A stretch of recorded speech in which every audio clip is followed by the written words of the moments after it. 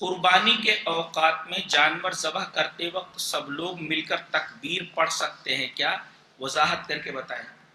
نہیں، بلکہ یہ ایک طریقے کی بدعت ہوگی، بلکہ صحیح طریقہ یہ ہے کہ بسم اللہ اللہ اکبر کہہ کر کے، بعض لوگوں نے کہا ہے کہ وہ جو دعا پڑھی جاتی ہے انی وجہت وجہی للذی، اس پر ابھی بھی اہل حدیث علماء کے ابھی سوالات و جوابات چل رہے ہیں۔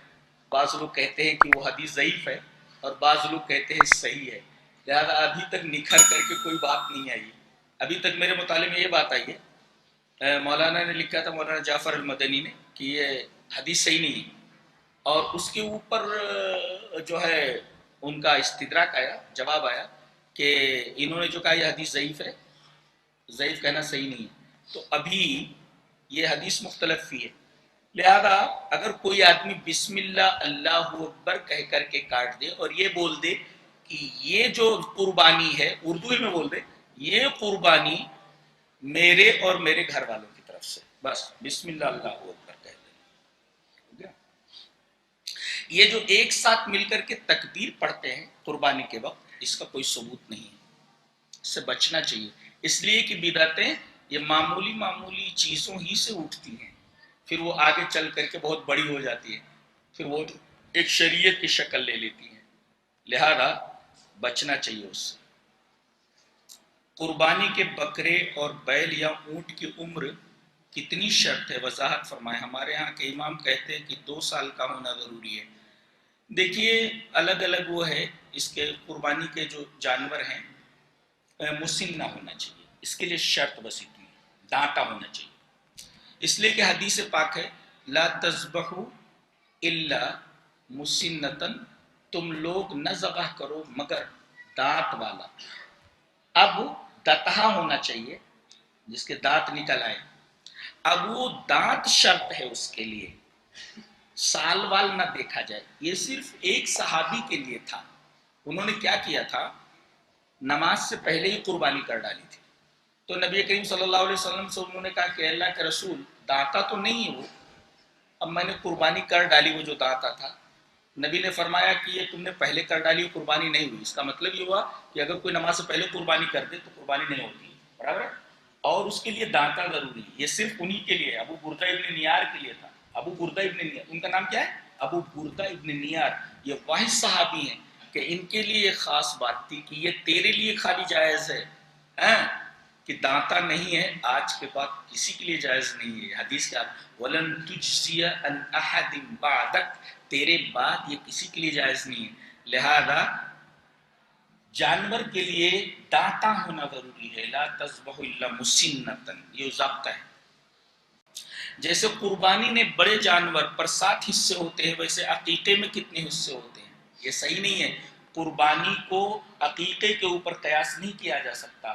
قربانی میں 7 حصے ہو سکتے ہیں مگر عقیقے میں 7 حصے نہیں ہو سکتے، اس لیے کہ عقیقے میں ضابطہ ہے جان کے بدلے جان۔ اب ظاہر ہے کہ اگر ایک آدمی کی طرف سے وہ ذبح ہو گیا تو بقیہ جو 6 حصے ہیں وہ جان نہیں ہے، اور یہاں جان کے بدلے جان ہونا چاہیے، اس لیے کہ قربانی جو کی گئی ہے وہ حضرت اسماعیل علیہ السلام جو جان کے بدلے میں ڈھایا تھا نا، جان کے بدلے جان، لہذا جان کے بدلے جان ضابطہ ہے۔ ایک قربانی کے جانور میں 7 عقیقے نہیں ہو سکتے، درست نہیں ہے، عقیقہ نہیں ہوگا۔ قربانی اور عقیقہ ایک بیل پر ہوتا ہے، کیونکہ اللہ کے نبی نے اپنے بیٹے ابراہیم کا عقیقہ 7ویں دن کیا، فرمایا ایک لڑکا 2 جان، ایک لڑکی 1 جان۔ پھر یہ کون سی بنیاد پر ایک جانور پر عقیقہ اور قربانی ہوتی ہے؟ وضاحت فرمائی۔ سوال ہی سمجھ میں نہیں آیا، یہ جتنی باتیں اس میں لکھی گئی ہیں یہ کہیں حدیث میں نہیں ہے کہ اللہ کے نبی نے فرمایا ابراہیم کا عقیقہ 7ویں، فرمایا ایک لڑکا 2 جان، ایک لڑکی 1 جان، وہ تو ہے کہ نبی کریم صلی اللہ علیہ وسلم نے فرمایا کہ لڑکی کی طرف سے 1 جانور اور لڑکے کی طرف سے 2 جانور، اور اگر استطاعت نہ ہو تو لڑکے کی طرف سے بھی 1 کر سکتے ہیں۔ نبی کریم صلی اللہ علیہ وسلم نے حضرت حسن اور حسین کی طرف سے 1 میٹھا کیا ہے، تو استطاعت کے اوپر ہے، اگر آدمی استطاعت رکھے تو لڑکے کی طرف سے 2 کر دے، لڑکی کی طرف سے 1، لیکن اگر استطاعت نہ ہو تو لڑکے کی طرف سے بھی ایک ایک کرنا درست ہے۔ پورا سوال پھر سے پڑھتا ہوں، کیا کہنا چاہ رہی؟ سوال، قربانی اور عقیقہ ایک بیل پر ہوتا ہے؟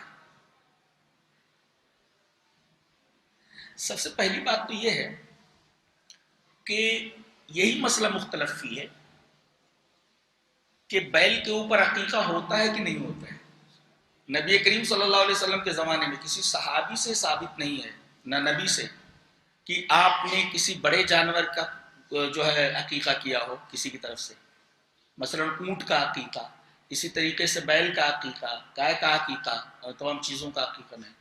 آپ سے صرف میڈھا، میڈھی، اسی طریقے سے وہ جو جانور ہوتا ہے میڈھا وغیرہ، اور بھیڑ اور بکرا بکری، یہ چھوٹے جانور ہی ثابت ہیں، بقیہ بڑے جانور کا عقیقہ ثابت نہیں ہے۔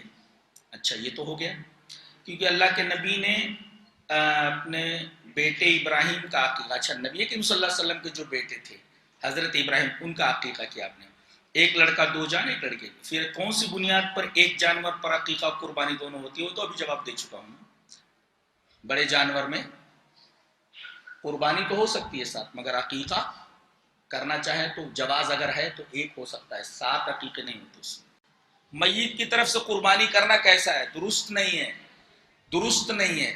میت کی طرف سے، اس سلسلے میں ایک کتاب آئی ہے، مولانا عبد الحمید صاحب رحمانی رحمۃ اللہ علیہ کا جو مدرسہ ہے جامعہ سنابل، اس کے ایک اچھے اسکالر ہیں محمد عبد الحکیم سنابلی، ان کی ایک کتاب ہے میت کی طرف سے قربانی، میت کی طرف سے قربانی، انہوں نے ثابت کیا ہے پوری کتاب کے اندر کہ میت کی طرف سے قربانی کرنا جائز نہیں ہے۔